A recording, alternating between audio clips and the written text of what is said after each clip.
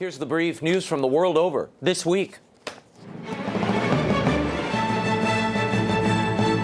On Tuesday, Republican billionaire businessman Donald J. Trump was elected President of the United States in a stunning upset over Democrat Hillary Clinton.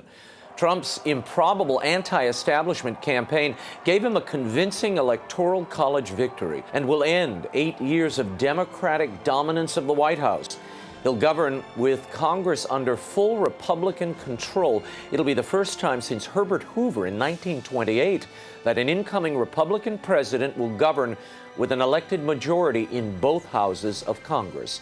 And Trump will also be the first U.S. president never to have previously served in the government.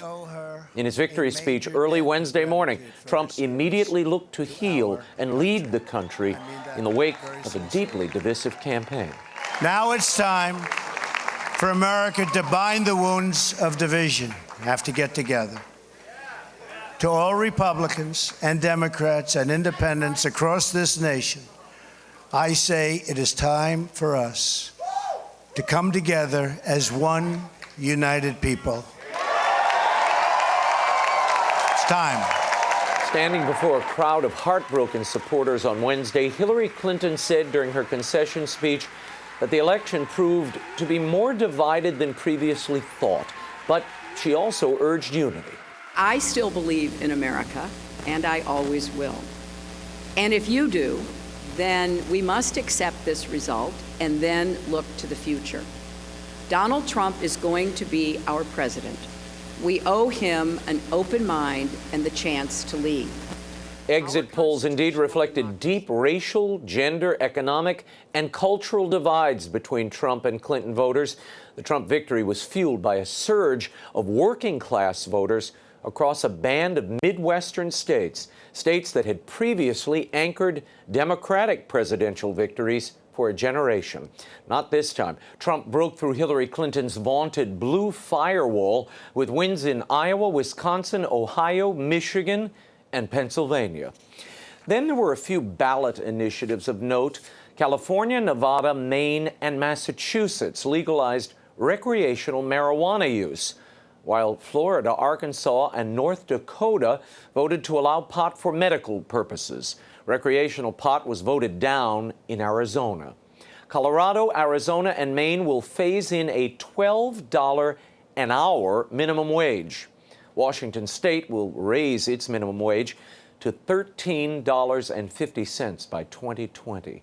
Nebraska voters reinstated the death penalty, reversing the legislature's decision last year, and Colorado voters have legalized doctor-assisted suicide by almost a 2-to-1 margin. And the battle to expel the Islamic State from Iraq's Nineveh Plain continues.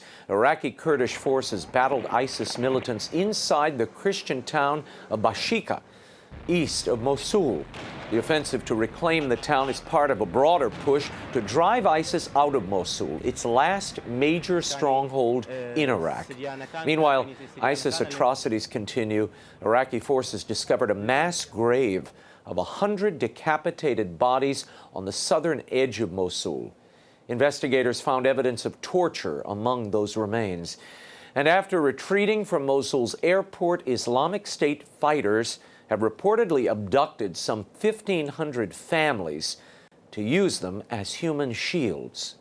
About 1 million people are believed to be still living in the ISIS-held city. And on Sunday, the head of the Roman Catholic Church in England and Wales visited the Gaza Strip in a show of solidarity for the remnant Christian minority living there. Cardinal Vincent Nichols called attention to their plight and praised Gaza's Christians, whose numbers have diminished during a decade of Hamas rule, an Israeli blockade, and a shattered economy. I think the whole world is worried about the stability of the Middle East, and the numbers of people who have been driven from their homes are very, very considerable. And among those, there are many numbers of Christians, but it's not only the Christians who are persecuted and murdered by the extremists. Today, just 1,200 Christians remain in Gaza. And Pope Francis continues to reshape church leadership in the United States. On Monday, Cardinal-Designate Joseph Tobin of Indianapolis was named Archbishop of Newark, New Jersey. Tobin replaces longtime Archbishop John Myers, who's retiring at the age of 75. Archbishop Myers has faced some health issues. Archbishop Tobin, on the other hand, is 64, and he becomes the first cardinal to lead the Archdiocese of Newark, located just outside New York City and about 90 minutes from Philadelphia. Archbishop Tobin will be the second cardinal in the area next to Cardinal Timothy Dolan.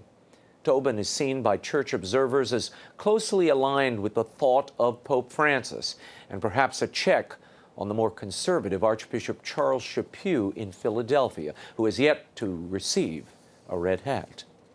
And Cardinal Joseph Zen, Bishop Emeritus of Hong Kong and the most senior Chinese prelate in the church, says the Vatican's imminent deal with the state-run Catholic Patriotic Association will be a tragic mistake.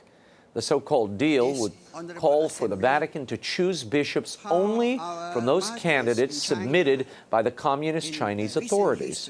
According to Zen, this arrangement would make the church totally subservient to an atheist government and would risk alienating the true Catholic faithful in the underground church. Meanwhile, the Vatican has denounced the self-ordination of an underground Catholic bishop in China without papal authorization.